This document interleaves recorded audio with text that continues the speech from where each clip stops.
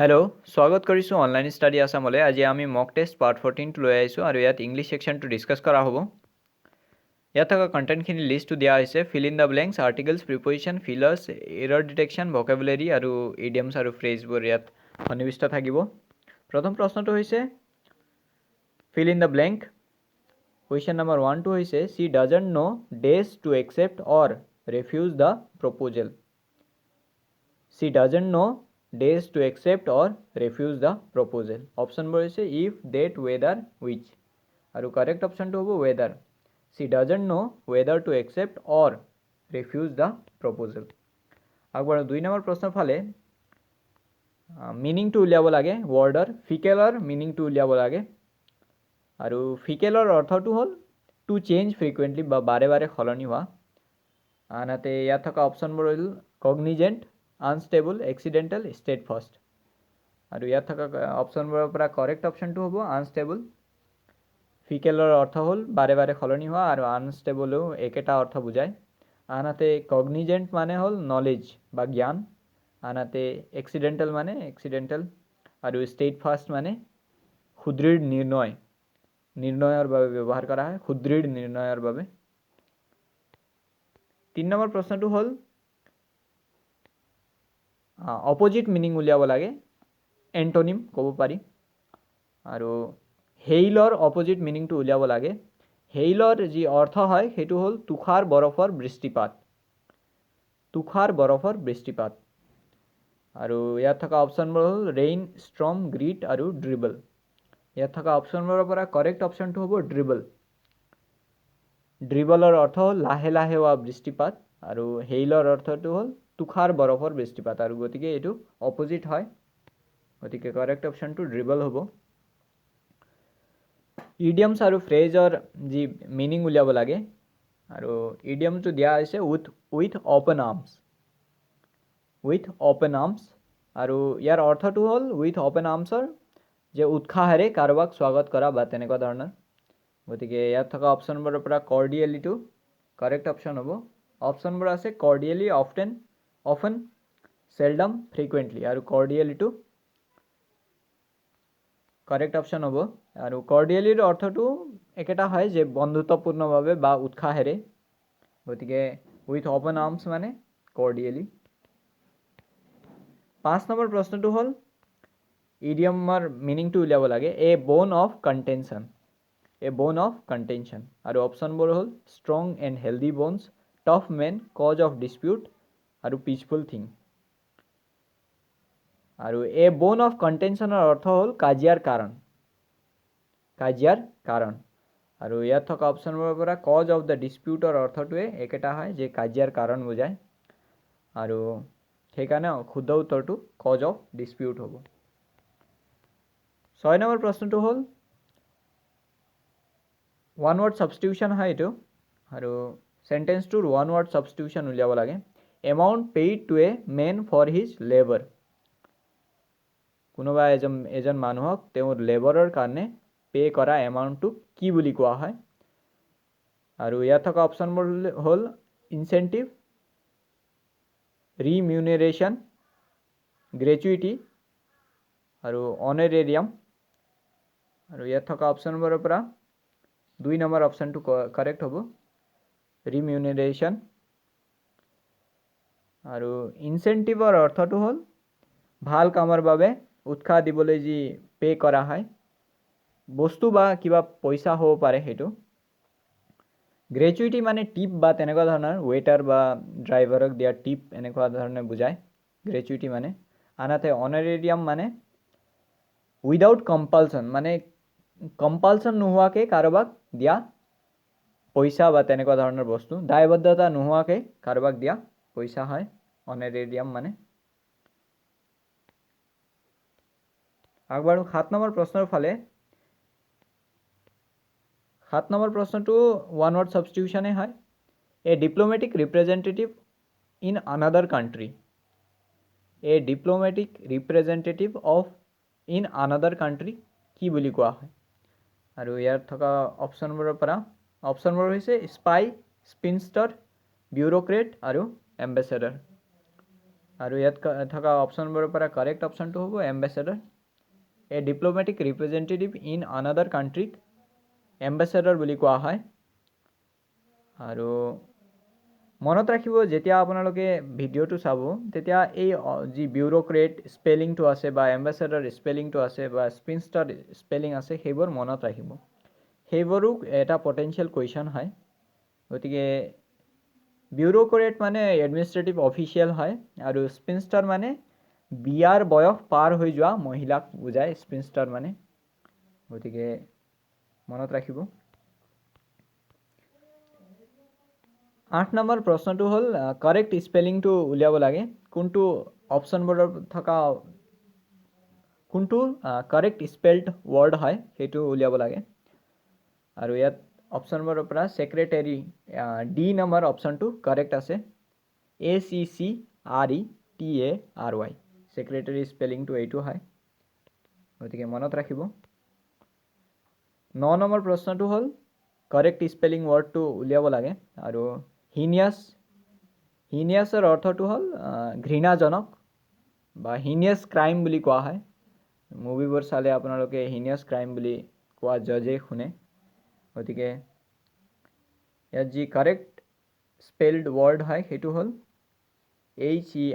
HEINOUS C number অপশ্যনটো correct হয় 10 number প্ৰশ্নটো হ'ল rearrange the parts of the sentence in a correct order ইয়াত অৰ্ডাৰটো দিয়া আছে PQRত আৰু নিজে এটা চেণ্টেন্স বনাব লাগে মিনিংফুল চেণ্টেন্স যোনটোৰ অৰ্ডাৰটো ইয়াত অপশ্যনবোৰত দিয়া আছে আৰু অপশ্যনবোৰৰ পৰা অৰ্ডাৰটো আমি চুজ কৰিব লাগে নিশ্চয় এনেকুৱা ধৰণৰ কুৱেশ্যন আপোনালোকে পাইছে আৰু ইয়াত দিয়া আছে ফ্ৰেণ্ডশ্বিপ অপশ্যন নম্বৰ পি দিয়া আছে P an asset Q in life R2 is indeed আৰু ইয়াত যি কাৰেক্ট অৰ্ডাৰটো হ'ব সেইটো হ'ল friendship is indeed N asset in life friendship is indeed N asset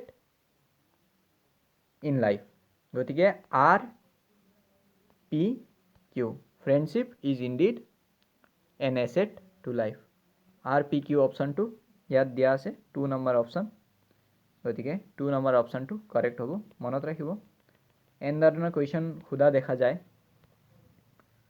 মই প্ৰত্যেক পেটাৰ্ণৰে কুৱেশ্যনখিনি ৰাখি থৈছোঁ নেক্সট যি ৰিএৰেঞ্জৰ কুৱেশ্যন আৰু এটা আছে সেইটো হ'ল if you don't want P অপশ্যনটোত আছে ফ্ৰীডম আইদাৰ কিউটোত you cannot have are to take responsibility আৰু ইয়াত কাৰেক্ট যি অৰ্ডাৰটো হ'ব সেইটো হ'ল if you don't want to take responsibility you cannot have freedom either if you don't want to take responsibility you cannot have freedom either গতিকে ইয়াত থকা কাৰেক্ট যি অৰ্ডাৰটো হ'ল RQP আৰু RQPটো 2 নম্বৰ অপশ্যনত আছে গতিকে অপশ্যন নম্বৰ 2টো কাৰেক্ট হ'ব আগবাঢ়ো 12 নম্বৰ প্ৰশ্নৰ ফালে everything is bright and beautiful dash অপশ্যনবোৰ আছে isn't he isn't it isn't she আৰু ইজন্ট হিম আৰু ইয়াত যি কাৰেক্ট যি অপশ্যনটো হ'ব সেইটো হ'ল everything is bright and beautiful isn't it আৰু প্ৰশ্নবোধকটো আহিব ইয়াত হি সি বা হিমটো নহাৰ কাৰণ হ'ল কাৰণ এভৰিথিঙৰ কথা কোৱা হৈছে কোনোবা এটা বস্তুৰ বিষয়ে কোৱা হৈছে গতিকে ইট আহিব যদি এভৰিৱান থকা হ'লে তাত বেলেগ হ'ল হয় এভৰিৱান থকা হ'লে ইজন্ট হি হ'ল 13 নম্বৰ প্ৰশ্নটো হ'ল they are terribly busy with dash work আৰু they are terribly busy with dash work অপশ্যনবোৰ হৈছে হিজ দেয়াৰ দেম আৰু হাৰ ইয়াৰ উত্তৰটো হ'ব their they are terribly busy with their work সিহঁতৰ কামৰ কথা কোৱা হৈছে গতিকে দেয়াৰ হ'ব ইজি হয় এইবোৰ আৰু বৰ টান নাহে অসম পুলিচৰ এক্সামত যোনটো প্ৰিভিয়াছ ইয়াৰ পেপাৰ হৈ গৈছিলে তাত কোৱা হৈছিল যে ইমান টান কুৱেশ্যন নাছিলে ইংলিছৰ, কিন্তু কনফিউজিং আছিলে। গতিকে এইবাৰো যদি সেইটোৱে পেটাৰ্ণ যদি ৰিপিট হয়, তেতিয়া মই যি মক বনাই আছোঁ একেটা পেটাৰ্ণ ফ'ল' কৰি আছোঁ, আৰু এই কুৱেশ্যনবোৰ ৰিপিটেড কুৱেশ্যন হয়, বিভিন্ন ধৰণৰ এক্সামত আহি থকা কুৱেশ্যন হয়। গতিকে ইয়াত ব্ৰেকেট এই যি 14 নম্বৰ কুৱেশ্যন হয় তাত ব্ৰেকেটেড যি সেন্টেন্স আছে তাত মিষ্টেক আছে, আৰু সেইটো আমি চুজ কৰি উলিয়াব লাগে কোনটোত মিষ্টেক আছে বা কি মিষ্টেক আছে। কুৱেশ্যনটো হ'ল the main bracket on causes of this failure is bracket of inadequate ability growth and character development. The main causes of this failure is inadequate ability growth and character development.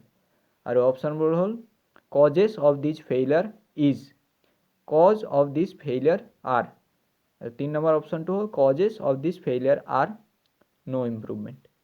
ইয়াত যি correct option হ'ব causes of this failure are. The main causes of this failure are inadequate ability growth and character development. ইয়াত ইজটো কিয় নহ'ল বা আৰটো কিয় হ'ল বুলি কওঁতে অফৰ অফ মাজত যদি থাকে তেতিয়া যি আগৰ সেন্টেন্সটোৰ হিচাপত ভাৰ্বটো বহাব লাগে। গতিকে আমি কজেছৰ হিচাপত ইজটো নবহাম, আৰ বহাম।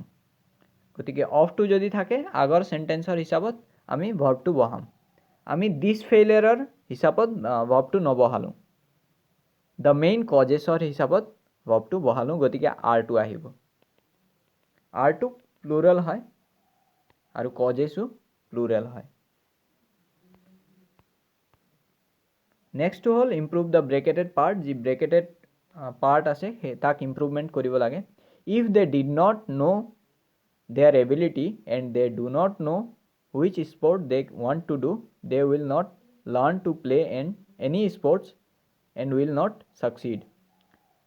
আৰু ইয়াত যি কাৰেক্ট আনচাৰ হ'ব তাত হ'ব ডু নট ন' হ'ব, ডিড নট নহ'ব, কাৰণ যি এণ্ডৰ পিছত সেন্টেন্স আছে তাত ডু নট আছে আৰু পাষ্টৰ নাই বস্তুটো, সেইকাৰণে ডিড নট নহ'ব, ডু নট হ'ব। গতিকে ইয়াত যি কাৰেক্ট অপশ্যনটো হ'ব সেইটো হ'ল do not know' their ability. আগবাঢ়ো 16 নম্বৰ প্ৰশ্নৰ ফালে।